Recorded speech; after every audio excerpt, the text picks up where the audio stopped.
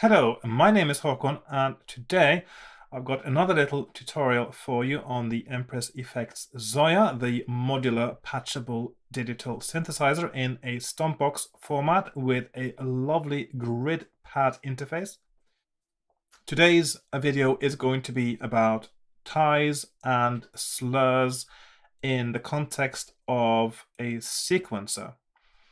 What is a tie and what is a slur, you might ask? And tie is simply or more of a notation term, really, but when you're talking about sequencers, it means that two of the note values in a sequence are played together. So there's no gap between them. So it is basically, normally you have a common sort of gate length for all the notes in a sequencer, which I do as well.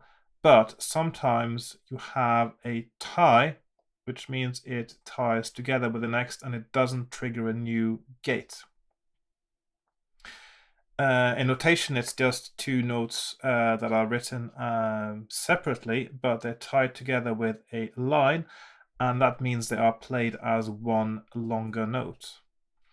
A slur is similar in that it is two notes tied together with a line, but they are of different note values.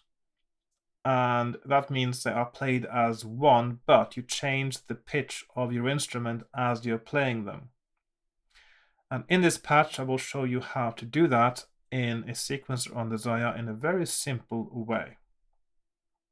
So, I'll just run through what we have here. This is all on one page. And we got an oscillator up here that is a triangle wave oscillator. I've got a bit of an offset here now. So it's not at the bottom. And the oscillator sends its output to a VCA, and the VCA is very crucial in this patch. I am not using an ADSR envelope in this patch. Instead, I'm using the VCA and ways to control the VCA to control how the sequencer behaves. So we'll get back to how the VCA is controlled, because that is the essence of the patch.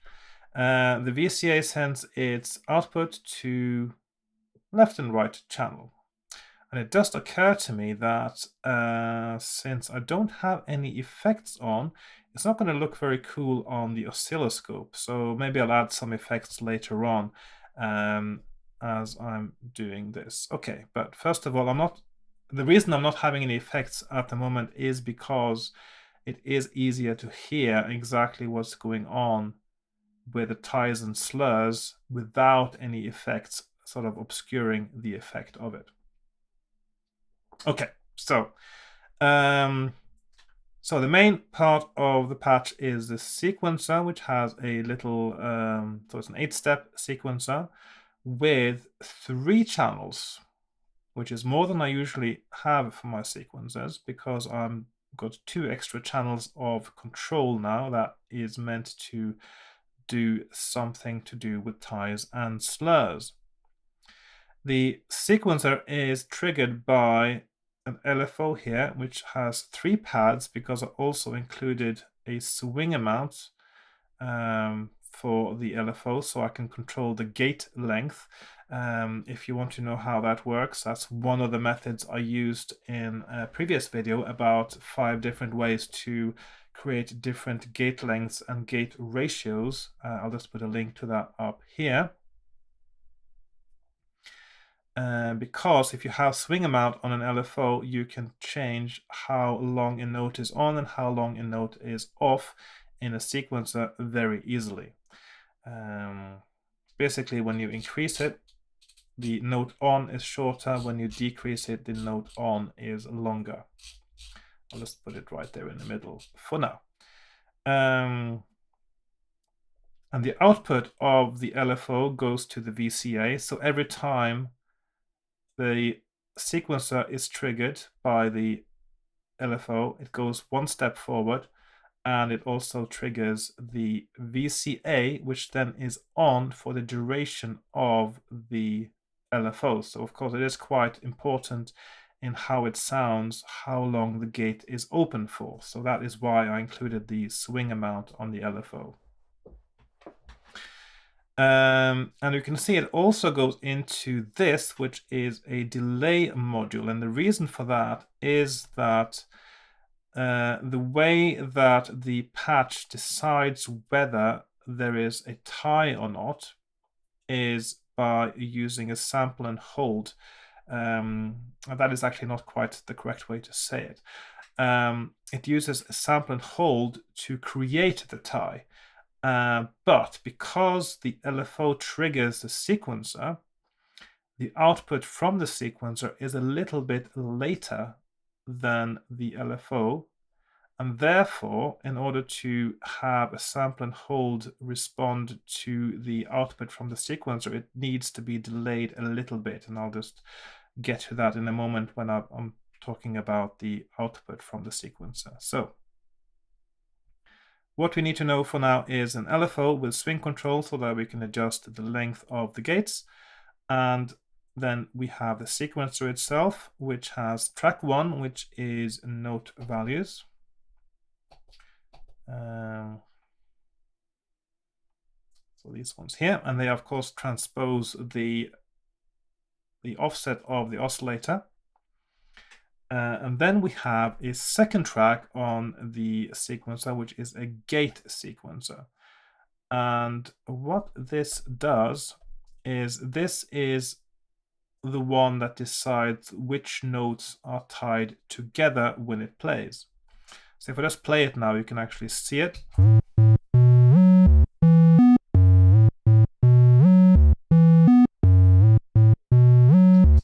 So you can see every time this gate is on, this note and the next one are tied together.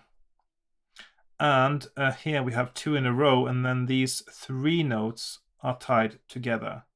And this one ties together with the next one, which is the first one here.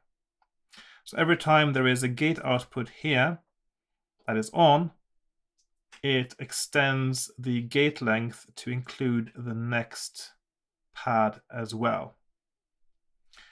And how that works is that the gate output here, which is a 0 or a 1, so it's on or off, is sent to, it doesn't have to be, I mean, you could use a CV value that is either full or not, but that's how the gates work, and you can switch them on and off just by pushing them like push buttons. So a gate output here goes to a sample and hold module. So every time it gets to a pad that has a gate that is on, the input of this sample and hold module gets a value of 1. And the way a sample and hold works is it has 3 pads, an input and an output, and a trigger. And every time the trigger gets a signal, it will read the value that is currently in its input and copy it over to the output and leave it there as a static variable until it gets a new trigger input, and then it will read the input and copy it over to the output again.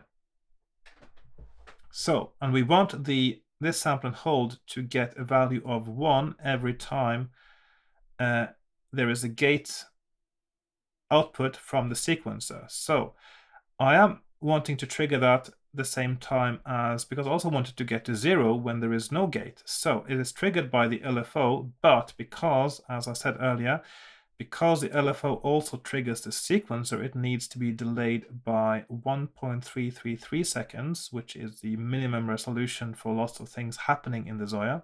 Not for everything, but lots of things. And that is, so this sample and hold is then triggered 1.333 milliseconds after the sequencer, which gives the sequencer time to output a gate value of 1 if it has a value of 1. If you trigger it directly with the LFO, it will always get a 0 because the value hasn't gone up to 1 yet. So that is why. And the delay modules are very useful for doing things like this when you are trying to trigger several things with one LFO. Right, so and the value from this sample and hold goes to the VCA, which means every time there is a pad on the gate sequencer that is on, for the duration of that whole step, the VCA will get a value of 1, which means it stays on. And then when it gets to the next step, it will, the sample and hold will get a value of 0 if there is no active gate there. And the VCA will get triggered again by the LFO, so it will stay on until the end of the gate length that is defined by the swing control, in this case, of the LFO. I hope that is all clear. If you do have any questions about that or anything else in this patch, please let me know in the comments section. But I think I explained that reasonably well, so it should be clear enough. Okay, so the last workings of this patch then is the slur. And of course, basically just tying together two notes that have different note values will create a slur. But what I also wanted to achieve in this patch was how fast the note goes from one value to another. So you get that more audible slur where you have a slower slur. And the way you do this in a synthesizer is with something known as a slew limiter. What a slew limiter does is it takes an input value, and here's a slew limiter here now, and it has an output, but every time the input changes, it slows down the change from the previous value to the new value by an amount that is defined by its control CV here, which is slew rate, it's called. I'm not sure exactly what the 1.99 and 1.2 seconds exactly means in terms of the rate change. I actually forgot to look that up before making this video, but I'm just playing it by ear anyway, and I'm sort of adjusting what I think sounds nice. Now, you can see this is now set to 0 most of the time, and sometimes it jumps up to 1.2 and 1.99, and that is because it gets its value from the third track of the sequencer. And a few of these pads have a value of, there's an A sharp 6 there, which of course 0.6 and a 0.55. So those are the CV values on those two steps. And what that does is it will change the rate of change from just jumping like it does on the other pads to slow down by those rates. So it tells the slew limiter to slow it down depending on exactly how much value has been sent to it. And I wanted to do it like this because if you use one value for all the modules here, it will actually be audible the way it moves from one note to the next. It will be sliding for every note, actually, when it goes from one pitch to another. And I wanted it only to happen when I had a tie between two different notes that I wanted to get that nice transition from one note to the next. So let's just listen again to what that sounds like.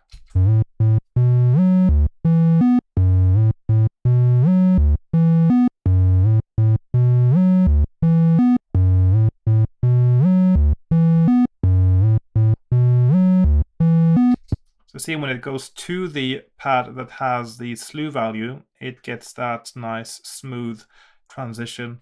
That is exactly what we are after.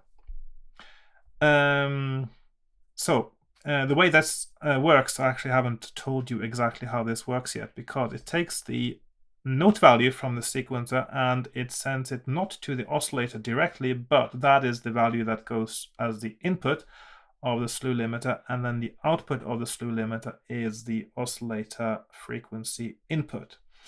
So it always goes through the slew limiter, but most of the time the slew limiter has a value of 0, which is exactly the same really as patching the value from the sequencer CV note value directly to the oscillator, but only when a pad here has, on the third track, has a different value, will it create a slew, or that gradual change from one pitch to the next. And that is pretty much the whole patch.